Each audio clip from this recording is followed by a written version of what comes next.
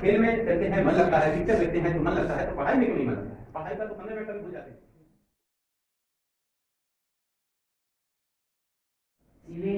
Serious के लिए कोई ताली बजाइए, हाथ गर्म हो जाएगा।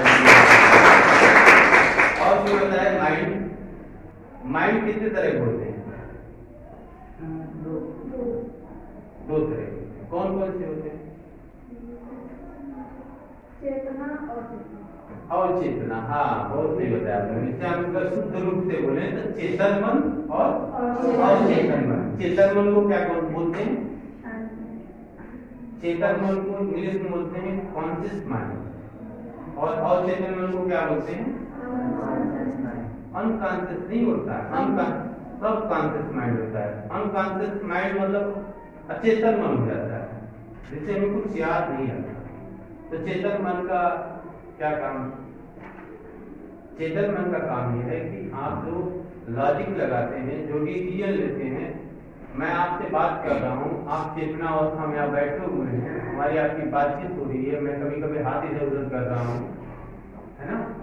ये चेतन मन, मतलब चेतन मन थिंकिंग कर सकता है, चेतन मन लॉजिक लगा सकता है, चेतन मन आपको, आपके हाथ पांव आप हिला रहे हैं तो ये सारी हरकत करके चेतन मन की वजह से आप जो भी सोच पाते हैं। और जो सब कॉन्शियस माइंड है, अचेतन मन क्या होता है? ये क्या करता है? ये भावनाओं को समझता है। किसको? ये भावना क्या है? भावना किसी लड़की का नाम नहीं है ना? भावना एक प्रकट करते हैं, भावना इमोशन जानते हो? इमोशन क्या है? कोई एक्सप्लेन करेगा इमोशन को? नहीं,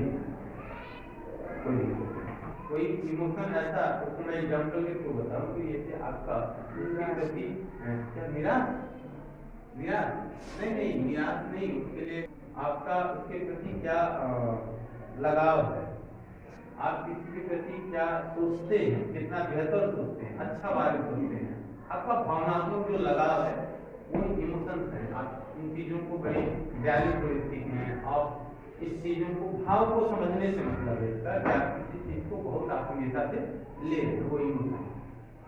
तो जो अवचेतन मन है वो क्या समझता है? इमोशंस को समझता है। और क्या समझता है? कोई ऐसी बात जो बार बार दोहराई जाती है। क्या? अगर बार बार किसी बात को दोहराया जाए, बार बार बोला जाए, बार बार सुना जाए, बार बार व्यक्त किया जाए, वो क्या हो जाती है? अवचेतन मन उसे समझ जाता है। हमारे आपके पास वो पावर है कि अवचेतन मन को हम डेवलप कर सकते हैं। हमारे पास, सबके पास है।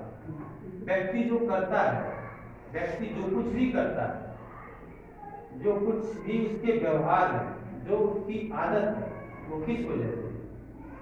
उसके अवचेतन मन की वजह से। उसने अपने अवचेतन मन को वो कमांड दे रखा है कि वो आपका अवचेतन मन आपके चेतन मन से ऐसा काम कराता है।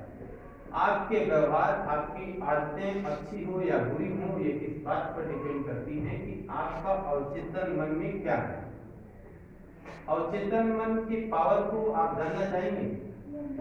अवचेतन मन की वो पावर है उसके अंदर, वो आपको कुछ भी बना सकती है। क्या आप बनना चाहते हैं?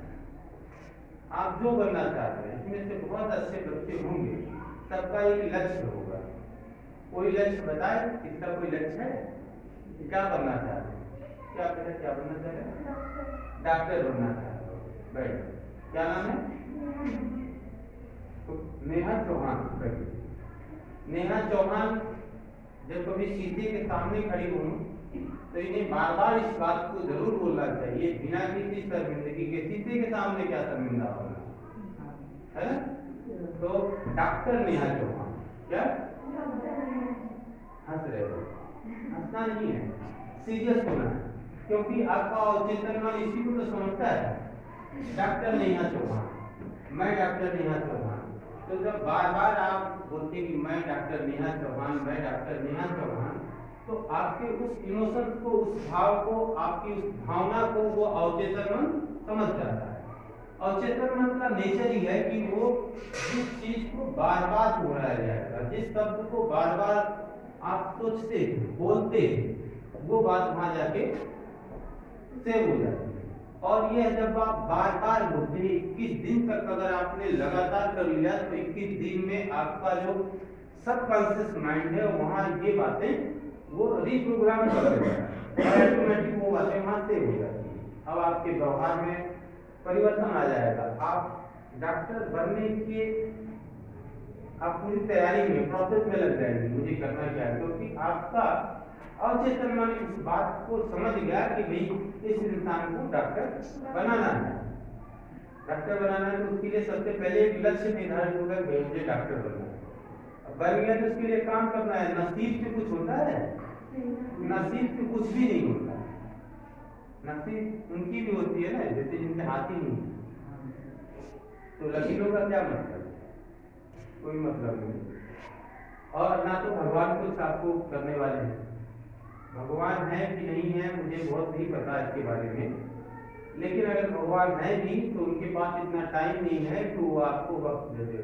बहुत सारे इंसान उन्होंने बना रखा है, किसको किसको बनाएंगे? सब लोग तो डॉक्टरी बनना चाहेंगे, सबको बना पाएंगे? उसके लिए तो खुद लक्ष्य निर्धारित करना पड़ेगा, बनना पड़ेगा, उसके लिए आपको वो काम करना पड़ेगा।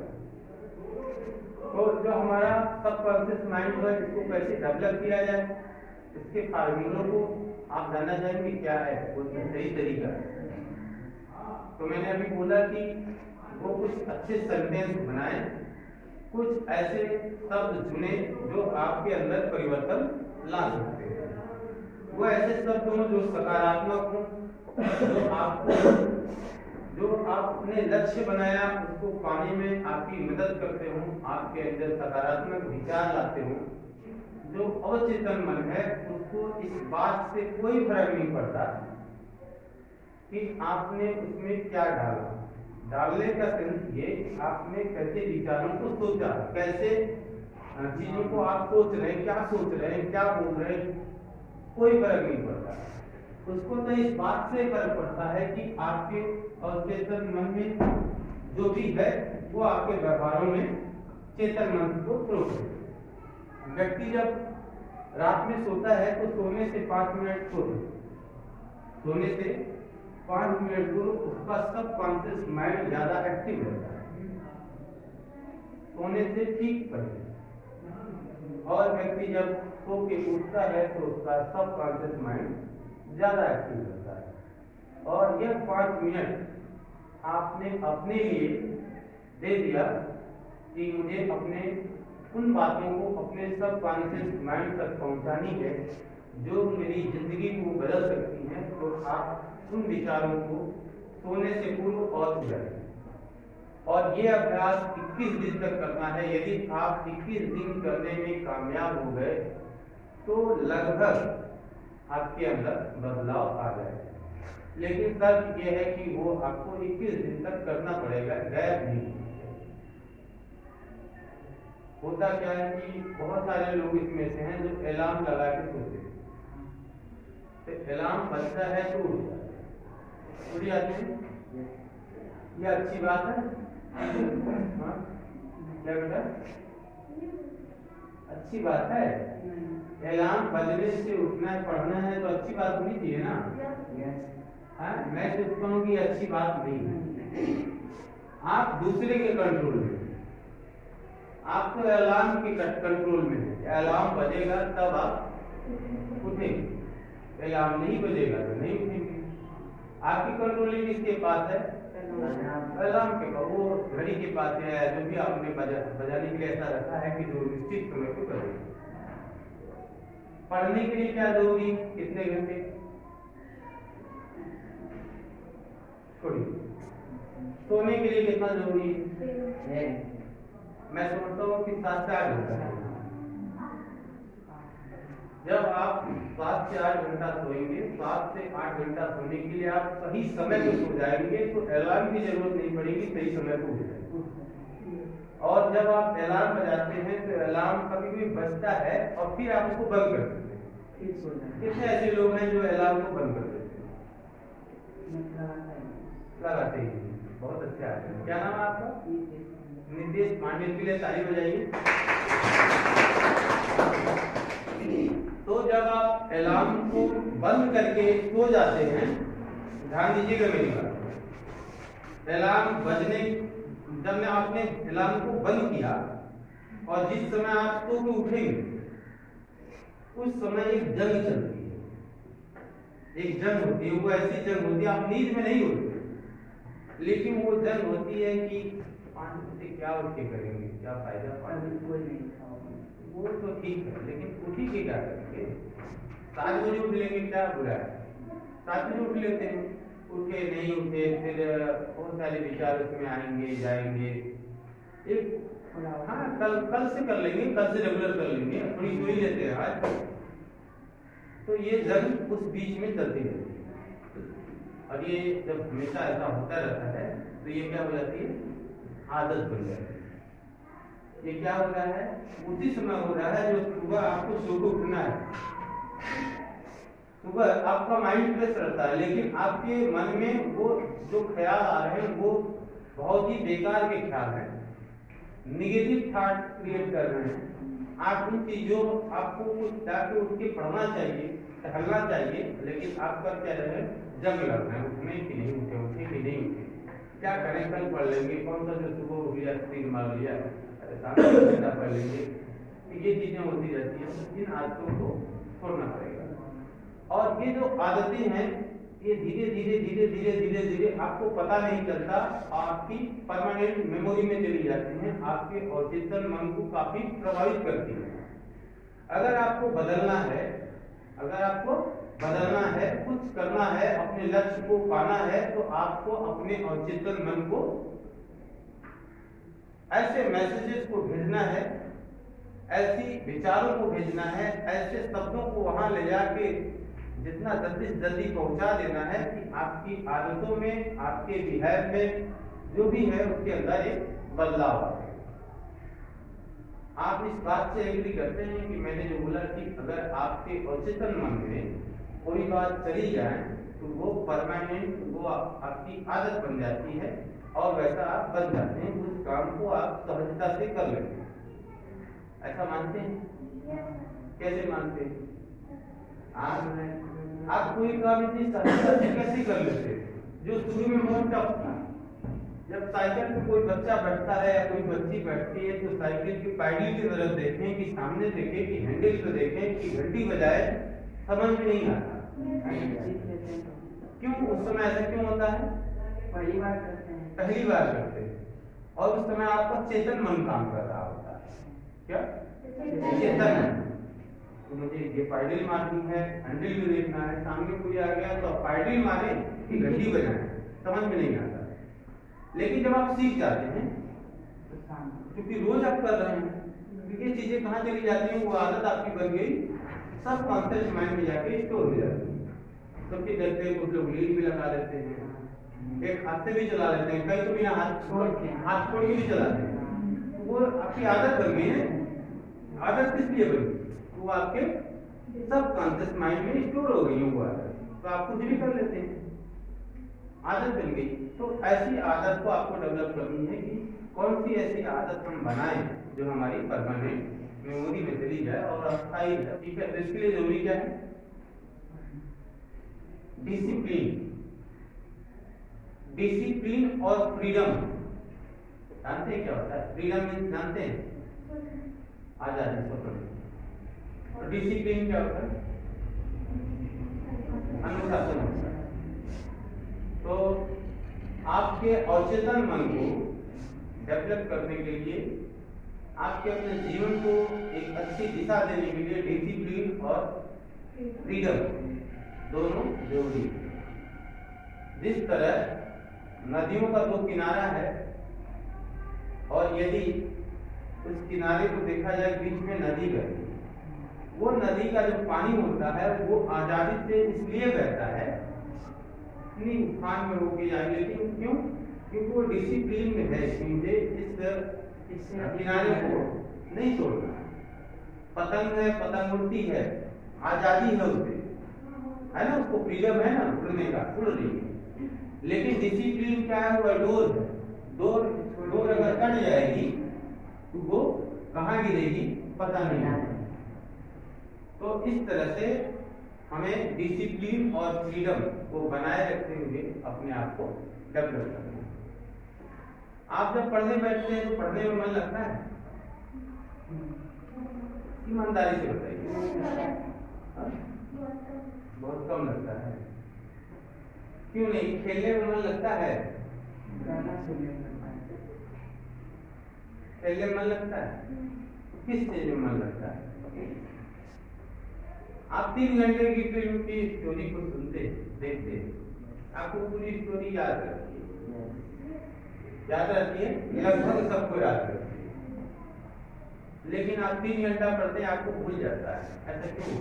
क्योंकि हम जैसे फिल्म देखते हैं उसको ध्यान से देखते हैं, उसको समझते हैं। ध्यान से मतलब खेल में आपकी रुचि है, फिल्म में आपकी रुचि है, पढ़ने में रुचि नहीं है। जब आप खेलते हैं तो आपका दिमाग कंसंट्रेट रहता है, एकाग्र रहता है, मुझे खेलना। कभी देखा आपने खेल में आपका दिमाग भूल जाए? नहीं नहीं, ऐसा थोड़ी है। मतलब बाल इधर फेंकना है, इधर थोड़ी फेंकते हैं। इधर स्टैम्प होता है, वो बैटमैन होता है, उधर ही बाल फेंकते हैं। कभी भूल के इधर फेंकते हैं? नहीं फेंकते हैं। वो अलग बात है कि वाइट हो जाए, थोड़ा दाएं बाएं हो जाए। तो जब आप खेल में चलते हैं, मन लगता है, पिक्चर देखते हैं तो मन लगता है, तो पढ़ाई में क्यों नहीं मन लगता है? पढ़ाई का तो 15 मिनट का भी भूल जाते हैं।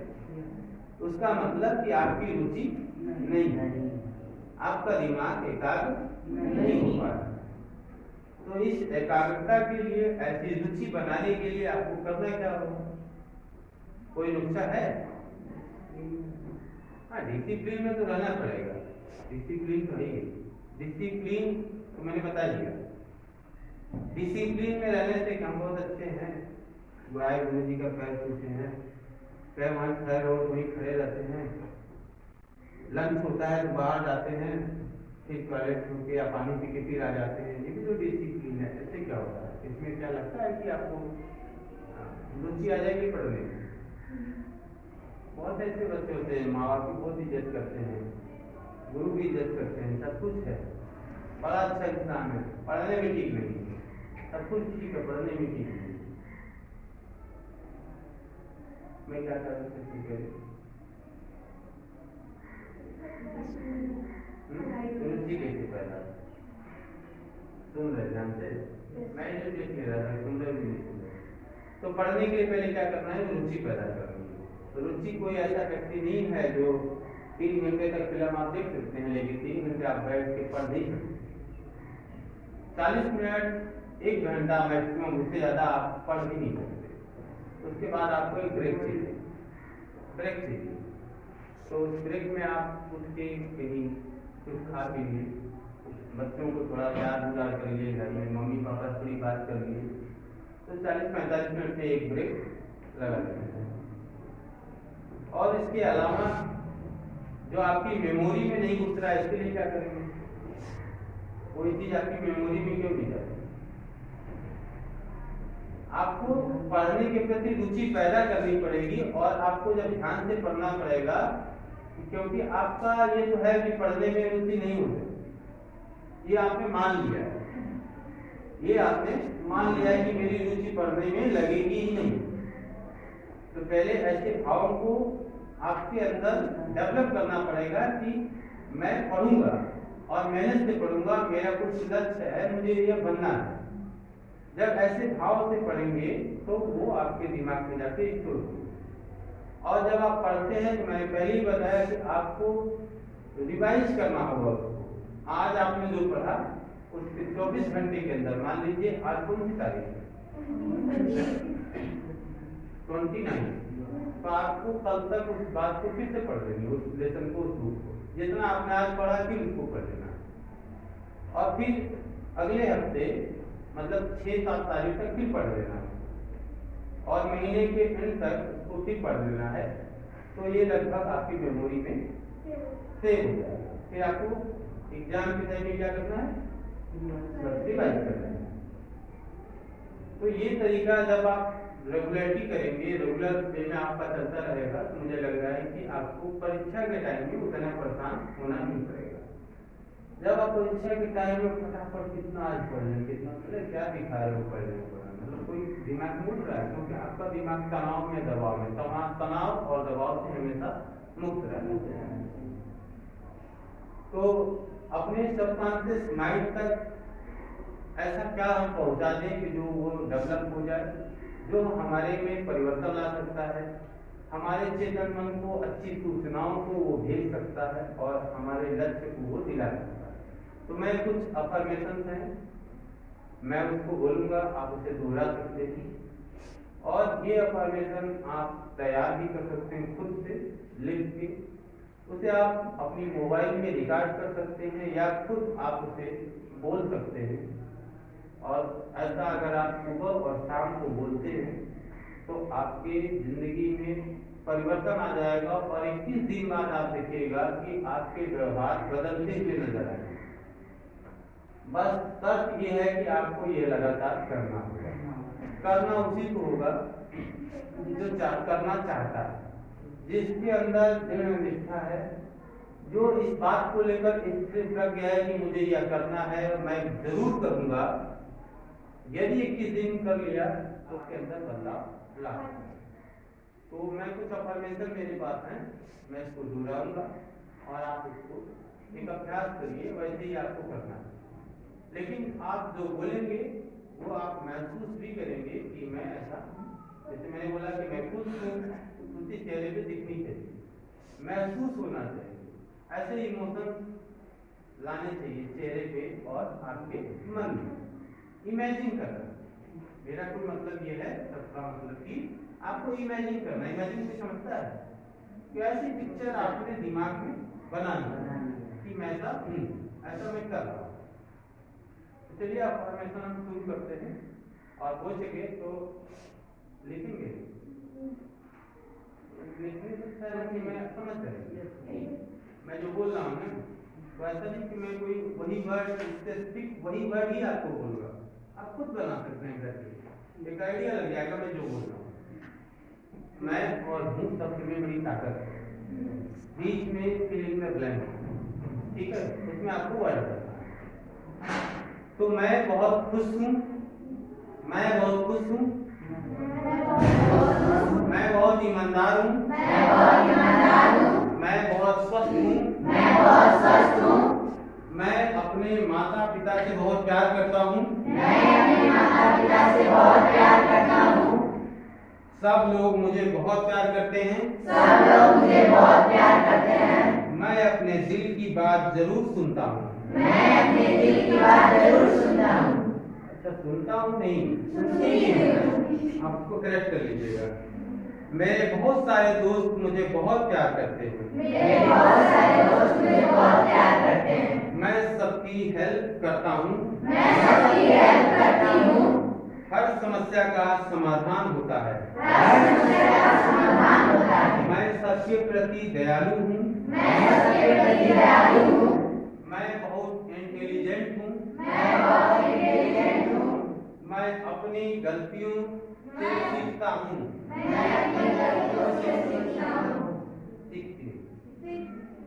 मैं अपनी हुई गलतियों को दोहराता नहीं हूँ, मैं दुनिया का सबसे खूबसूरत इंसान हूँ, मैं आकर्षक हूँ, मैं स्वस्थ हूँ, मैं निर्भय हूँ, मैं साहसी हूँ, मैं संपन्न हूँ, मैं समृद्ध हूँ, मैं भाग्यशाली हूँ, मैं शक्तिशाली हूँ, मैं प्रभावशाली हूँ, मैं शिक्षित हूँ, मैं बुद्धिमान हूँ, मैं योग्य हूँ, मैं अपनी कहानी का हीरो हूँ, नहीं हीरो का मतलब हीरो का इंडस्ट्री बेटा नहीं कि हीरो का मतलब एक वो दोनों में चलेगा, तो हीरो हीरोइन का सेंस वो नायक नायिका से नहीं, हीरो का सेंस ठीक है। मैं अपने उन सभी दोस्तों को माफ करता हूँ जिन्होंने मेरा कभी दिल दुखाया,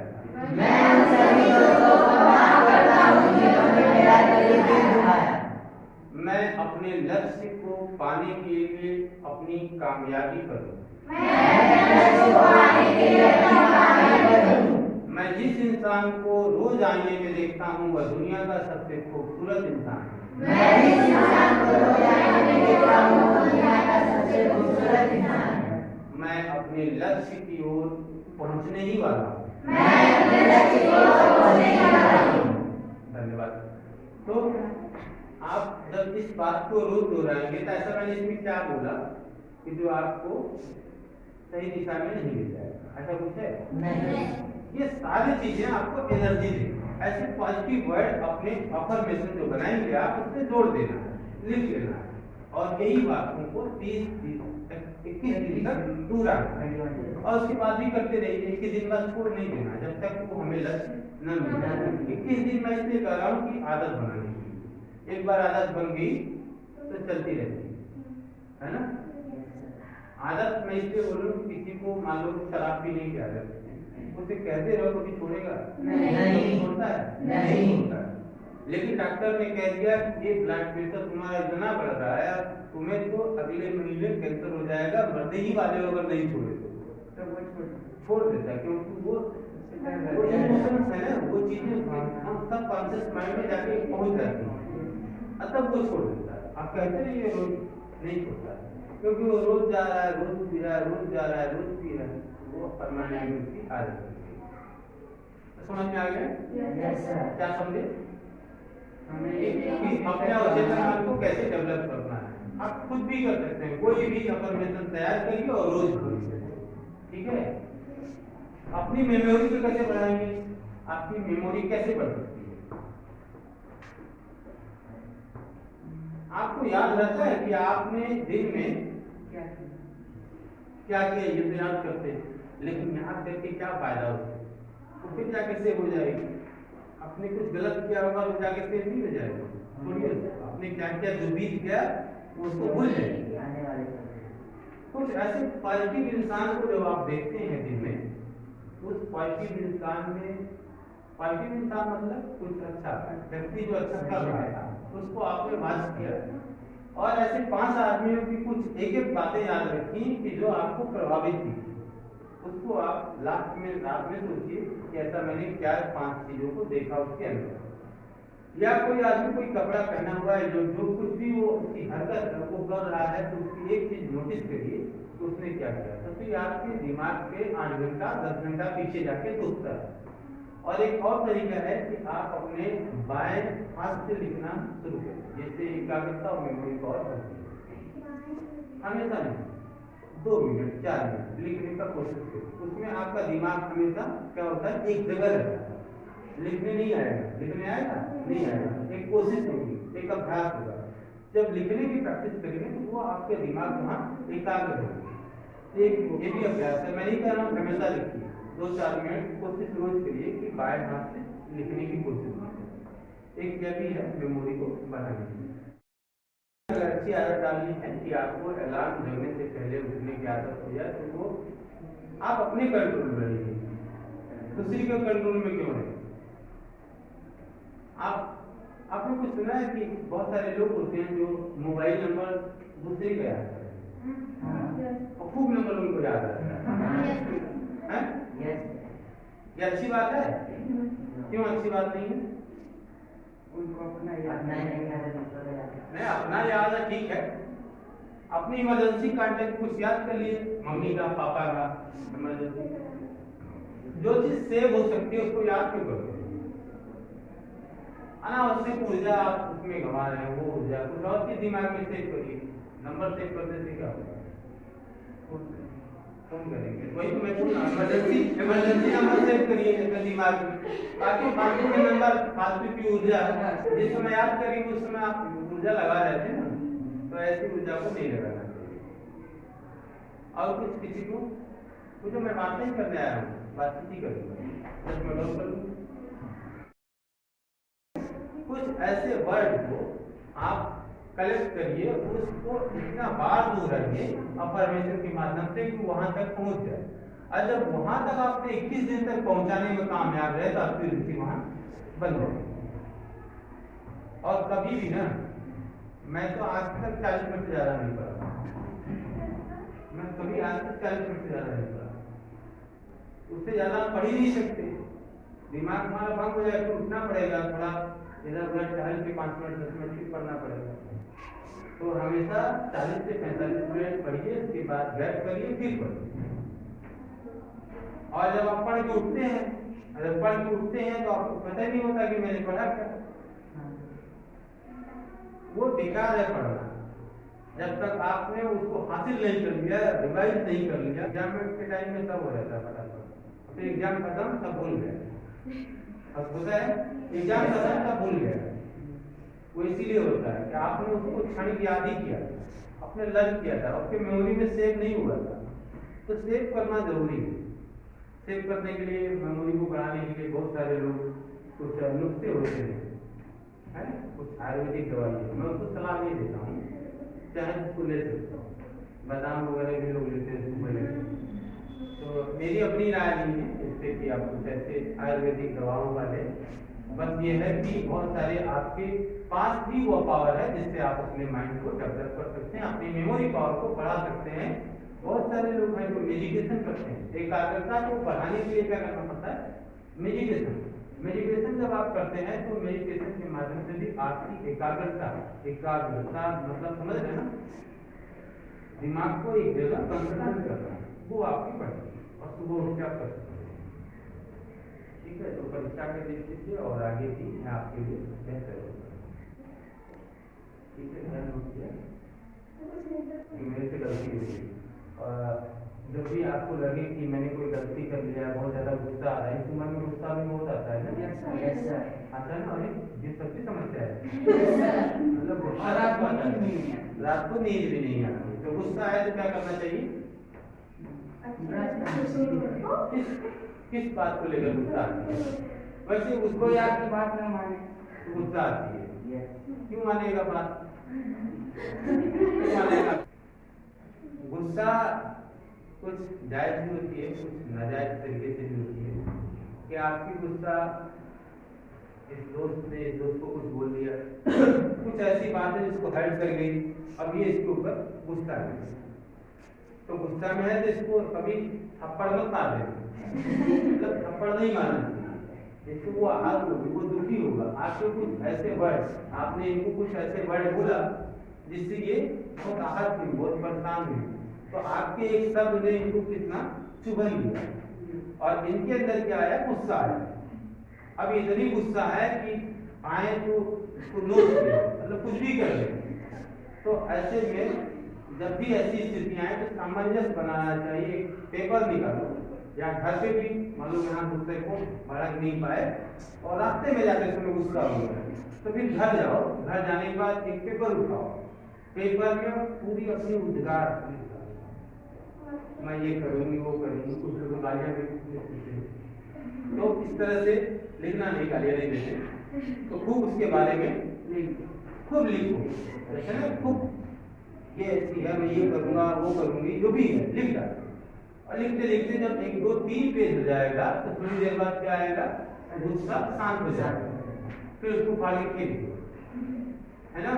तो ये भी एक तरीका है, शीशे के सामने खड़ा होकर जो भी करना है क्या पूरी भड़ास निकाल दो, तो पूरी भड़ास शीशे के सामने निकाल दोगे तो वो उसके प्रति गुस्सा कम हो जाएगा, फिर समझ में आ जाएगा मैं काम का गुस्सा हो रहा, तो कुछ रीजन खुद ही मिल जाएगा। तो गुस्सा रखना नहीं चाहिए अपने मन में, गुस्सा को जितना जल्दी हो सके उतना जल्दी निकाल देना चाहिए, इससे स्ट्रेस कम होगा।